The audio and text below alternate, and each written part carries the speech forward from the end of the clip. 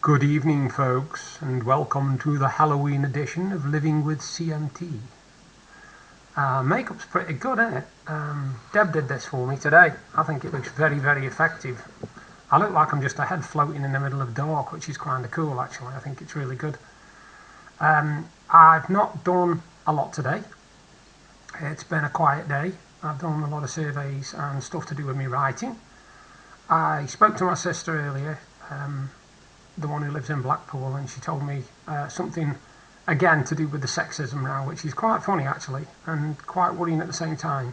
Apparently somebody has put in a complaint because when they went to park their car, they noticed that obviously, you know, there's disabled bays and there's mother and toddler bays, and she's actually put a complaint in because it's a picture of a woman with a child and she thinks that's sexist.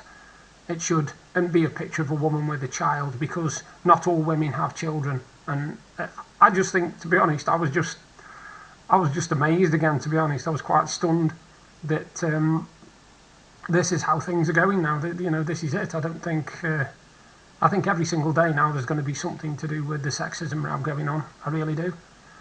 Other than that, it's been a quiet day. It really has. Deb's been sorting out a lot of the craft stuff because with her being a crafter, she does a lot of Christmas cards and things to do with that. And she's also got a couple of birthday cards to make for various people in the family. We've got some big birthdays coming up. Like I said, it's been a really quiet day. There's not been a lot happening, to be honest. It's been quiet as in outside as well. You know, there's not been much happening weather-wise. We've not had any rain or nothing or any bad weather, but it's been freezing cold, or at least as cold as I call freezing anyway. Last night, after I'd finished doing my video, or was it before? No, it was actually before. I did my video and then me and Deb settled down to watch a movie on Netflix, and it was called Paranormal White Noise. Now, at first, we weren't sure whether it was part of the White Noise franchise because we've seen 1 and 2.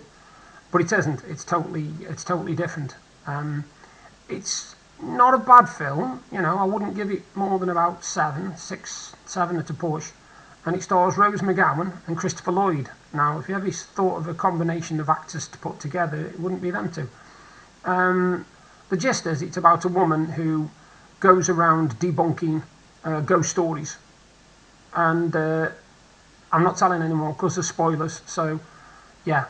That's that movie on Netflix, and after I've done my video tonight, we're going to watch a couple more horror films. We don't know what yet, we haven't got anything lined up, but we're definitely watching horror films, so that's a good way to spend Halloween, isn't it?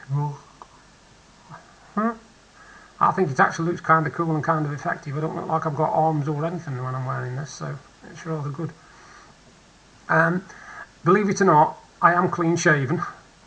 You can't really tell with all this makeup on. And I do look like I've seen a ghost.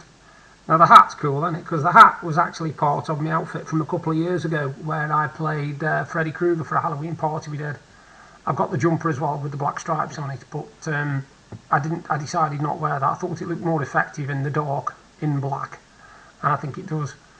I've got part 4 of my story to read, which I'll be doing in a bit as well. But for now, bye.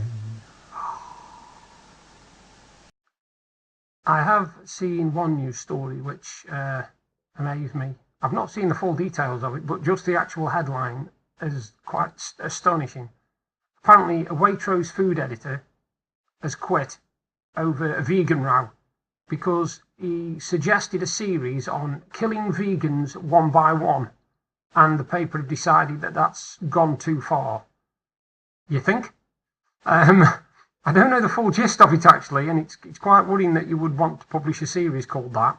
I don't know whether he just doesn't agree with veganism or whether he's just, you know, one of these that wants the attention and wants to be noticed for the wrong reasons. But yeah, that was a strange story actually. I also was reading earlier about extreme dressing up, not just for Halloween, and you'd be surprised the amount of people who actually dress in costumes, as in like proper costumes, and not just for Halloween. You know, they do it for just the fun of it. I don't mean cosplay or nothing like that, because obviously cosplay is usually when you have events surrounding a TV series or a cartoon series or something like that, and people dress up in the characters. These are people who actually just walk around the streets because they want to dress like, I don't know, a robot or like an alien invader or something like that. And they do it just for fun, you know. They just walk around the streets like me and you would when we go shopping. And I thought, well, I could just imagine if I went insane, if you dressed like this. Jesus, there'd be that many heart attacks, it'd be ridiculous. Strange folks about, isn't there? Time for part 4 of Lucky You.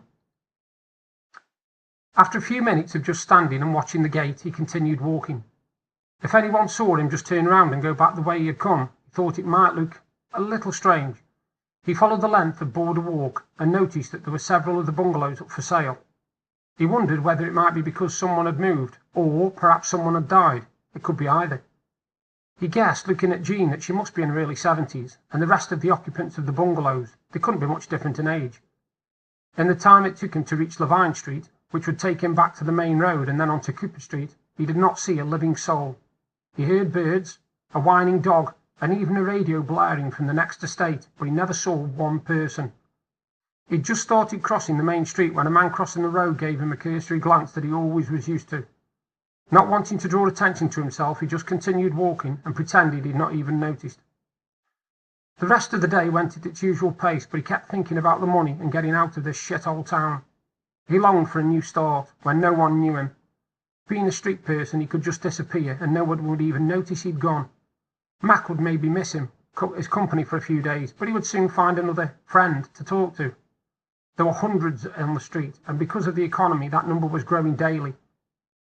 The voices had left him alone for the rest of the day, but as he walked back down the alley, they started again, just whispers at first. Think what you could do with that money. You would not need much. Depends how much there is. There could be hundreds, thousands. He saw Mac sitting on the edge of the box that protruded out like a cardboard tongue, and noticed with a smile and a grimace that he had a bottle at his lips. This meant the night would start with a lecture, then they would have a laugh. Then Mac would dance and reminisce, all within a 5-minute period. It always ended up with Mac falling asleep, cradling the bottle and murmuring to himself. He realised that Mac had not seen him, as he had only just turned into the alley.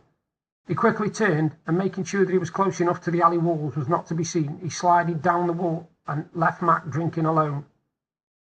As he reached the bottom of the alley, he turned to glance back, and a man walking along the street bumped into him.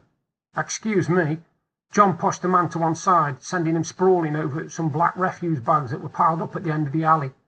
Before the man could get back to his feet, John hastily walked back without an awkward glance. With his head down, he proceeded to walk anywhere as long as he continued.